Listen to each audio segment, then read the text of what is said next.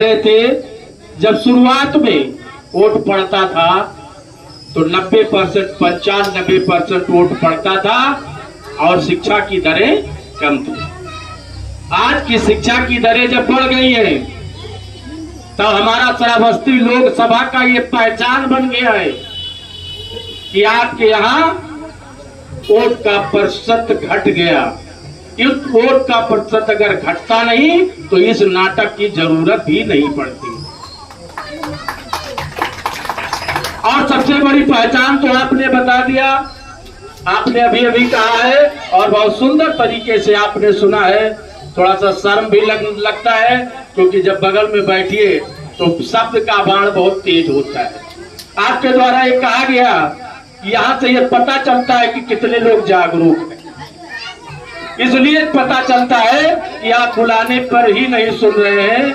अगर कुछ कह दिया जाता कि ये एक पाव चना बट रहा है, चाहे वो सड़ा ही चना होता, तो दौड़ के आप चले आते और तुलसीगी महाराज, पंकज चौधरी और गिरजा प्रधान, कुमार प्रधान से सिफारिश लगवाते कि एक पाव चना मिल जाए। ठीक है, ये आपने अपनी पहचान बताई है क्योंकि सर ने यह बखान किया है कि यहाँ जागरूकता की कमी है। अब ये मतदाता जागरूकता अभियान इसलिए चलाया जा रहा है कि जब 100 का वोट 100 पड़ेगा तब आपका सही का प्रत्याशी का चयन होगा। वरना आप जब 40% और 30% वोट दा देंगे तो कहीं ना कहीं विकृतियां ये पैदा हो जाएंगी कि कहीं खरीदने वाला वोट तो ज्यादा नहीं पड़ गया, कहीं बिकने वाला तो वोट ज्यादा नहीं पड़ गया और सही प्रत्याशी का चयन नहीं हुआ। तब आप पूरे 5 साल भटकते रहते हैं कि हमारा प्रत्याशी मेरे क्षेत्र में कोई काम नहीं किया। इसलिए हम आपको ये दायित्व तो दिया गया है, ये नाटक के माध्यम से, सर के माध्यम से, कि जो लोग जागरूक हैं पहले तो हमें अपना घर देखना है कि हमारे घर का 100% वोट पड़ जाए। नाटक के माध्यम से आपको बताया गया कि पहले जलपान नहीं, पहले मतदान फिर जलपान। इससे बड़ा कोई दान है नहीं। अगर आपके प्रजातंत्र का मतलब है, अगर प्रजातंत्र में आपको कुछ पाना है, देश का और गांव का विकास करना है, तो आपको मतदान करना आवश्यक है। मतदान से आपके मन का दान होता है, आपके अंदर आत्माओं के विचार का दान होता है कि कितने सुंदर और कितने अच्छे प्रत्याशी को हम चयन करके अपने इस लोकसभा का उम्मीदवार बना करके और लोकसभा में पहुंचाए। हमारी बात को रखे, हमारे क्षेत्र की बात को रखे, कहाँ बिजली की कमी है, कहाँ सड़क की कमी है, कहाँ शिक्षा की कमी है और कितना पिछड़ा हमारा ये लोकसभा है, उसकी पहचान करने के लिए ये मतदाता की जरूरत मतदान करना।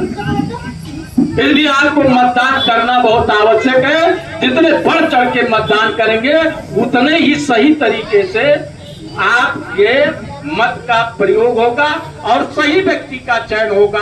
और जब सही व्यक्ति का चयन होगा तो पहले तो आपके लोकसभा का नाम होगा, क्योंकि अभी पेपर में एक चल रहा था, शायद फतेहपुर का है सर, फतेहपुर में 100% वोट पड़ा। अधिकारी ने सहयोग किया, गांव वालों ने सहयोग किया। ललितपुर में गांव अधिकारी सहयोग किए, गांव वालों ने सहयोग किया और आज पूरे देश में उस गांव का नाम हो रहा है जहां केवल 100% वोट पड़ा है। अब पूरे लोकसभा में और भारत सरकार तक को निगाहें रहेंगी क्योंकि वहां 100% वोट पड़ा है।